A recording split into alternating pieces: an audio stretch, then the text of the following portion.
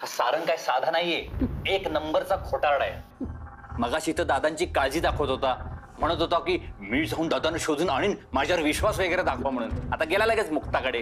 वैजयंती वहिनीना आणि त्या म्हातारीला काही वाटत नाही. हा, त्यांना जर का काही वाटत नाही तर आपण काय करायचं रे? त्यांना खरंच दादांची काळजी असती ना, तो मुक्ताकडे गेलाच नसता. पण मला हे कळत नाही आई, दादा सुरक्षित असतील हे गृहीत धरलं कसं यांनी? मला तर वाटतंय सारंगला माहित असणार राव दादा कुठे आहेत ते. नाहीतर एवढा तो निवांत कसा आणि नाटक करतोय ते सगळं?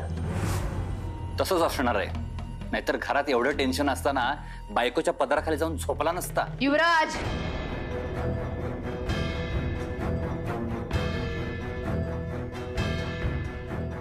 तुला जे काही बोलायचं ना ते तोंडावर बोल, असं कुणाच्याही मागून नाही. आपण कुठल्या परिस्थितीत बोलतोय, काय बोलतोय, कुणाला बोलतोय, कुणावर कसले आरोप करतोय हे समजण्या इतकी तरी अक्कल हवी माणसाला. आणि मदत करता येत नसेल ना तर नका करू, गप्प घरात बसा. पण हे असं घाणेरडं बोलण्यापेक्षा ना देवी आईची प्रार्थना करा की हे लवकर घरी येऊ देत. तेवढं केलं ना तरी मिळवली मला. माझं तसं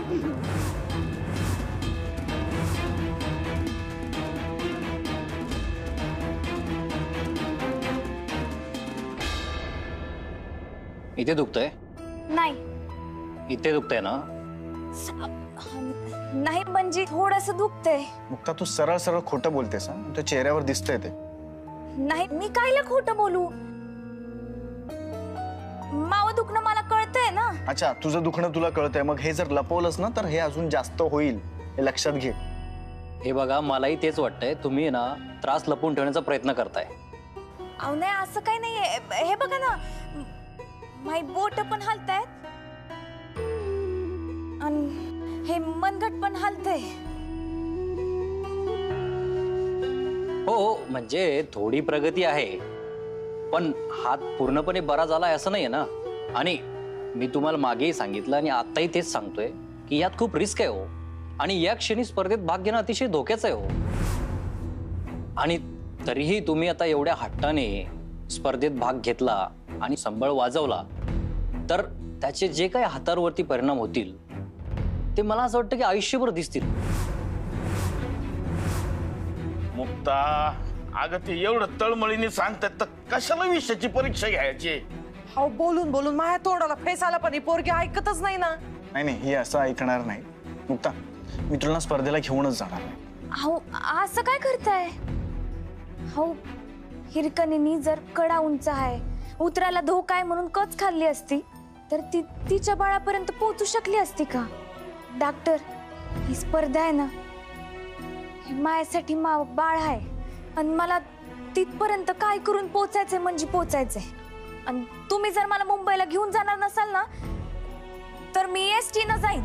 एसटी न? नाही तर मग बसनी जाईन. मुक्ता, एसटी म्हणजे बस हे मला माहिती आहे, पण तू एसटी न का जाशील? मला नाही माहित. अगं काय करून मी जाणार म्हणजे जाणार.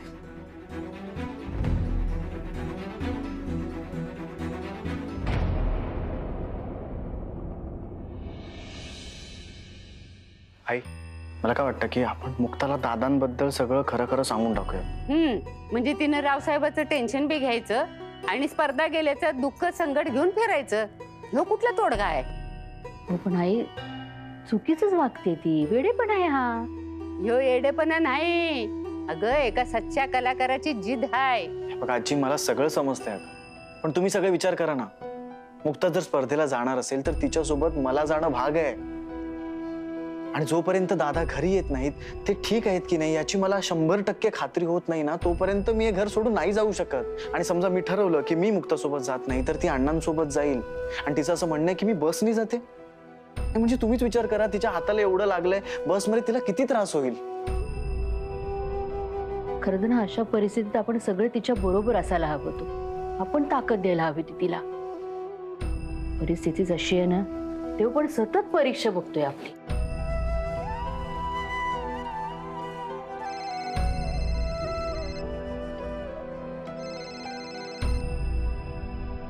हॅलो.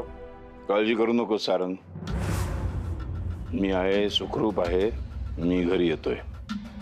दादा,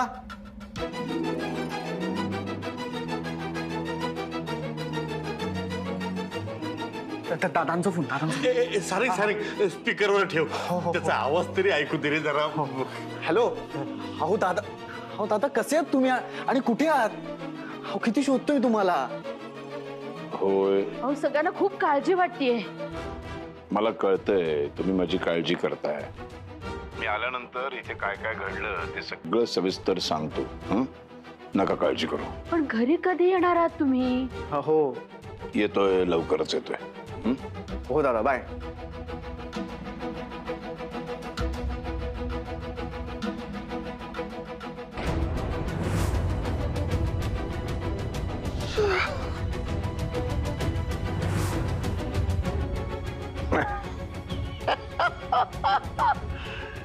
काशा वाजवणार ताशा. जमलं की नाही रावसाहेब नगरकर. माझं बोलून झालंय. देवी आई वेळेवर धावून आलीच बाई. त्यांचा आवाज ऐकला आणि सगळं टेन्शन कमी झालं. जीवात जीव आला माझ्या अगदी. रावसाहेबाची बी आणि मुक्ताची बी. हो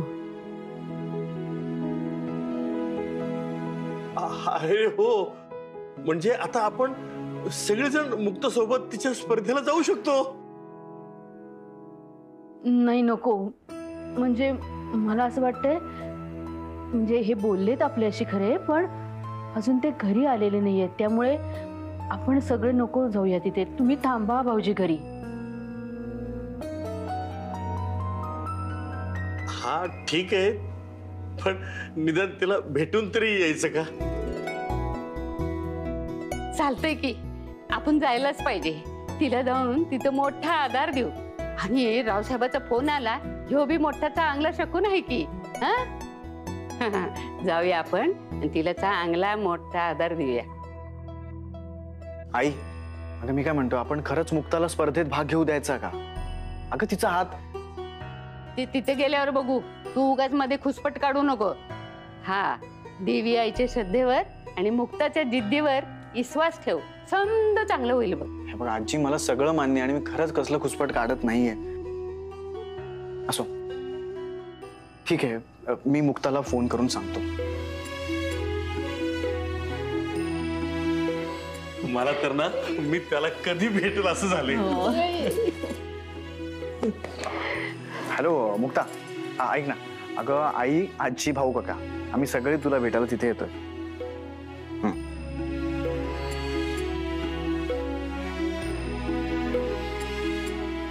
ओके बाय.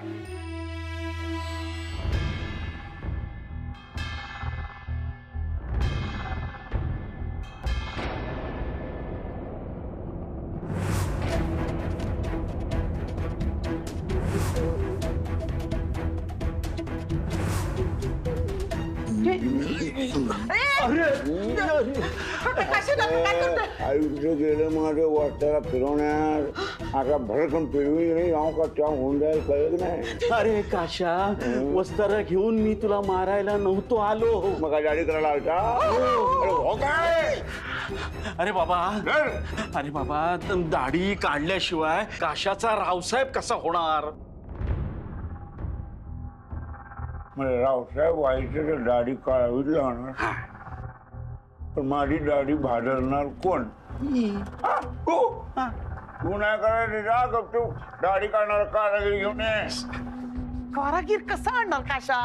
थोडा तरी वापर ना. का अरे कारागीर आणला तर त्याला कळणार नाही का की तू रावसाहेब नाहीयेस, तू कोणतरी वेगळाच आहेस म्हणून, तो तयार रावसाहेब आहेस म्हणून. आणि हे टॉप सिक्रेट उघडं पडलं म्हणजे?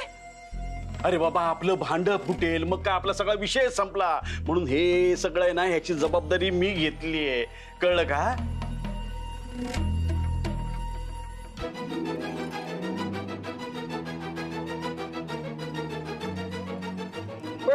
काय झालं?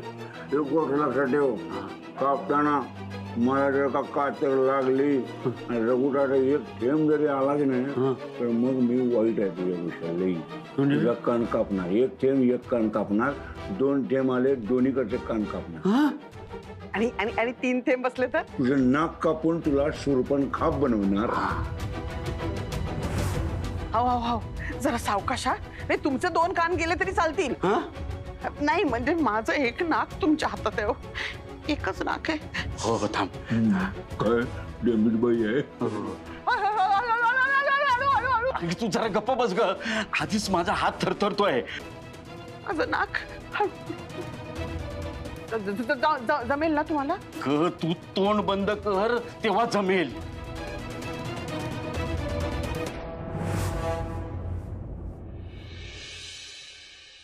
पोरी हाताला लई लागलं का ग? नाही आजी, वाटण बरं. सासूबाई ती नाहीच म्हणणार आहे. स्वतःला कितीही त्रास झाला ना तरी तो दुसऱ्याला कळू द्यायचा नाही म्हणून नाहीच म्हणणार आहे ती. मुक्ते हा पाया पड त्यांच्या. नको, कशाला हात एक तर दुखतोय तिचा. नको, काही पाया वगैरे नको पडू ग. नको नाही हे तर काहीच नाही. ती तर स्टेजवर जाऊन संबळ वाजवणार आहे. त्यामुळे हाताने काय जमणार नाही असं म्हणायचंच नाही आता. पड तू पाया पड.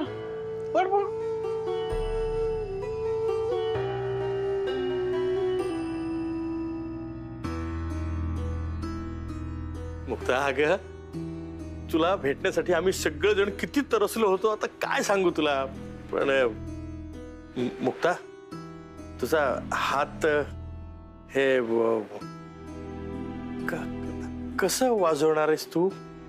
आम्ही पण लई सांगितलं तिला पण ती तिचा हट्टच सोडायला तयार नाही ना.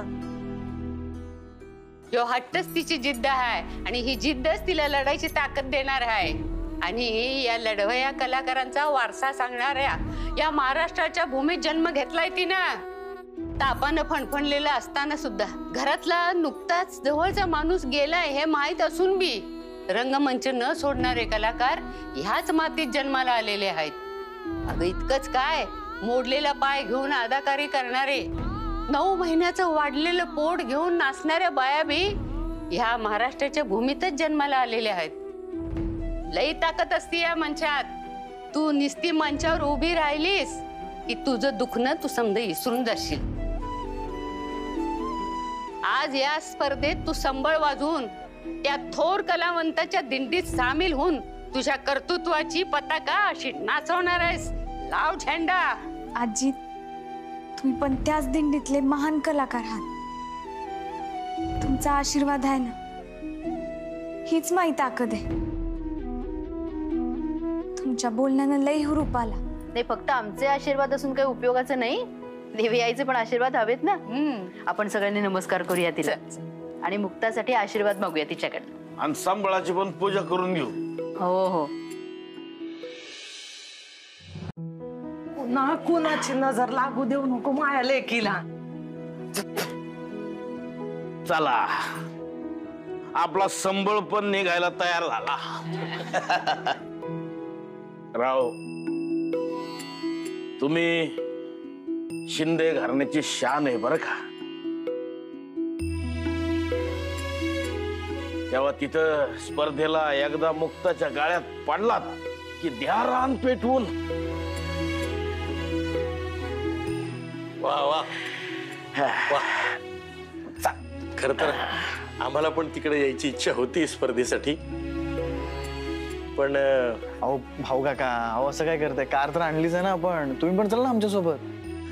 हो पण वहिनी नाही म्हणतायत. नाही म्हणते म्हणजे हे कधी येतील ना घरी आणि आपण सगळेच तिकडे असलो तर पंचायत होईल ना, म्हणून म्हणते. अगं दादांना सोबत नेऊयात ना.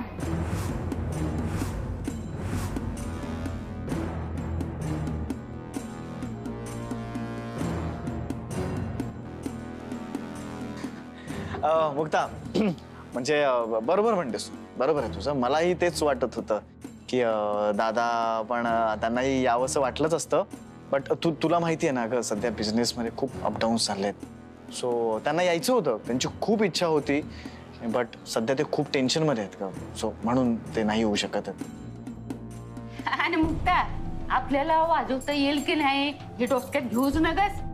अगं अशी मंचावर समोर देवी आईला नजर मोर आण आणि वाजव जोमानं. तुझं दुकान कुठल्या कुठे पळून जाते बघ.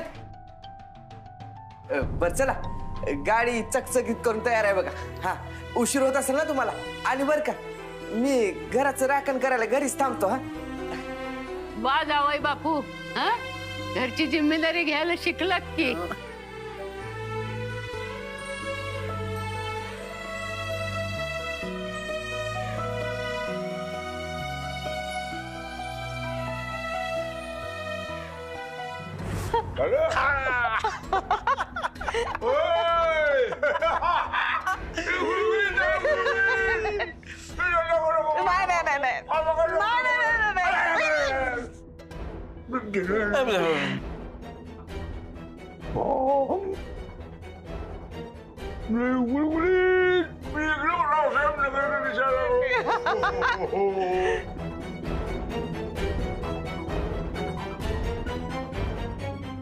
फाटका काशीनाथ 150-200 कोटीचा मालक झाला.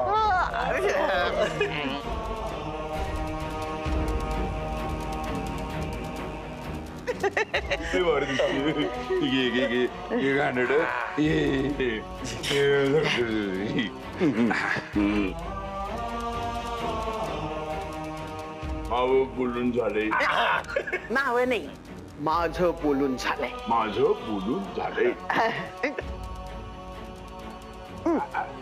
हळू हळू हळू पसंत होईल.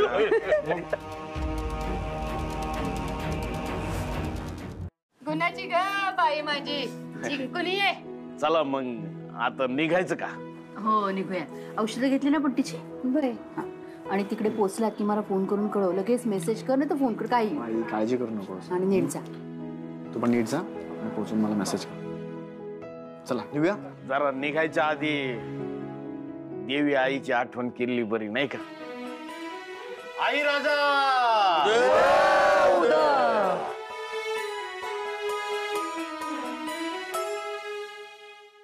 अतिशय अयोग्य वेळी दादांचा सुखरूप असल्याचा फोन आलाय आणि सगळे निवांत झाले. सारंग मुक्ताला घेऊन स्पर्धेसाठी गेला. हे लोक मुंबईला गेले. आई बाप पण जायचं म्हणत होता, पण मी असा थैथयाट केला असता ना, जाऊच दिलं नसतं. अगं पण मुक्ता गेली ना, एवढा हात मोडलाय तरी पण गेली. त्या मोडक्या हातानं तिला संबळ तर दूरच राहिला, पण त्या संबळाच्या काड्या सुद्धा हातात धरू शकणार नाही. ती येईल परत फिरून माघारी. तिला जरी वाजवता नाही आलं ना, तरी जखमी असून वाजवण्याचा प्रयत्न केला म्हणून उगाच त्या जजेस समोर इमोशनल ड्रामा क्रिएट करेल आणि सिंपती गेन करेल. आणि तसंही सिंपती मिळवायची सवय तर तिला आहेच ना. मिळू देत काय मिळवायची ती सिंपथी, पण जेव्हा संबळ वाजवायला त्या स्टेजवर उभी राहील ना, तेव्हा तिची कशी फजिती होते ना ते बघ.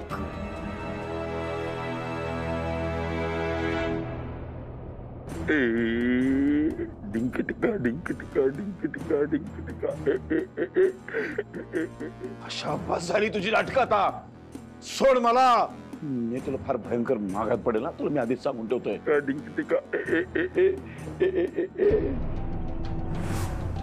गुलगुली दाढी ही टोपी याची हाय. रावसाहेब नगरकर झालं की नाही? नाही नाही नाही असं नाही, नाही का? माझं बोलून झालंय. चूक नाही रावसाहेब नगरकर. काय करतेस तू? हे इंजेक्शन देऊ नकोस मला. तू कसा हे तू करू नकोस, खूप महागात पडेल तुला.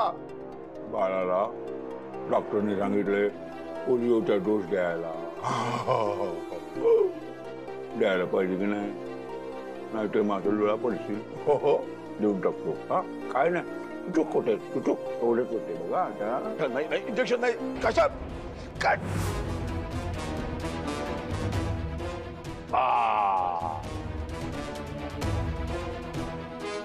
निघलं माझं बाळ निघलं.